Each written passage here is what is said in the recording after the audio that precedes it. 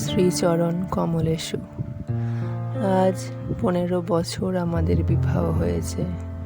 আজ পর্যন্ত তোমাকে চিঠি লিখিনি।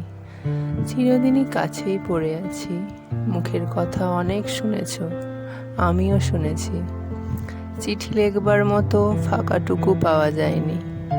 আজ আমি এসেছি তীর্থক্ষেত্রে, শ্রীক্ষেত্রে। তুমি আছো তোমার আপিসের কাজে। শামুকের সঙ্গে খোলসের যে সম্বন্ধ, কলকাতার সঙ্গে তোমার তাই। সে তোমার দেহ মনের সঙ্গে এঁটে গিয়েছে। তাই তুমি আপিসে ছুটির দরখাস্ত করলে না। বিধাতার তাই অভিপ্রায় ছিল, তিনি আমার ছুটির দরখাস্ত মঞ্জুর করেছেন। আমি তোমাদের মেজ বউ। আজ 15 বছরের পরে তাই সমুদ্রের ধারে দাঁড়িয়ে জানতে পেরেছি, আমার জগৎ এবং জগদীশ্বরের সঙ্গে আমার অন্য সম্বন্ধ আছে। তাই আজ সাহস করে এই চিঠিখানি লিখছি। এ তোমাদের মেজ বউয়ের চিঠি নয়।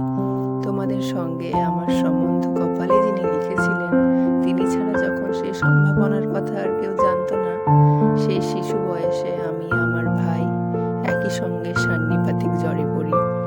আমার ভাইটি মারা গেল, আমি বেঁচে উঠলুম। পাড়ার সব মেয়েরাই বলতে লাগলো, মৃণাল মেয়ে কিনা, তাইও বাঁচল। ব্যাটা ছেলে হলে কি আর রক্ষা পেত? আমার মরণ নেই, সেই কথাটি ভালো করে বুঝিয়ে বলার জন্যই এই চিঠিটি লিখতে বসেছি। যেদিন তোমাদের দূর সম্পর্কের মামা তোমার বন্ধু নীরদকে নিয়ে কনে দেখতে এলেন, তখন আমার বয়স 12। দুর্গম পাড়াগাঁয়ে আমাদের বাড়ি।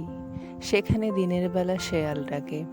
স্টেশন থেকে 7 ক্রোশ, গাড়িতে বাকি 3 মাইল কাঁচা রাস্তায় পালকি করে তবে আমাদের গায়ে পৌঁছানো যায়।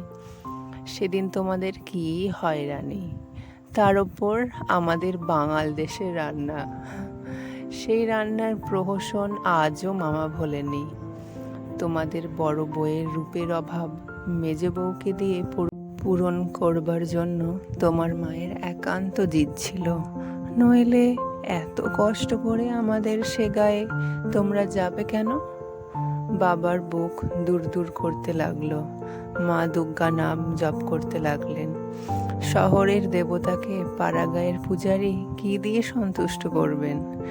মেয়ের রূপের ওপর ভরসা, কিন্তু সেই রূপের গুমর তো মেয়ের মধ্যেই নেই। যে ব্যক্তি তাকে দেখতে এসেছে, সে যে দামই দিবে, সেই তার দাম।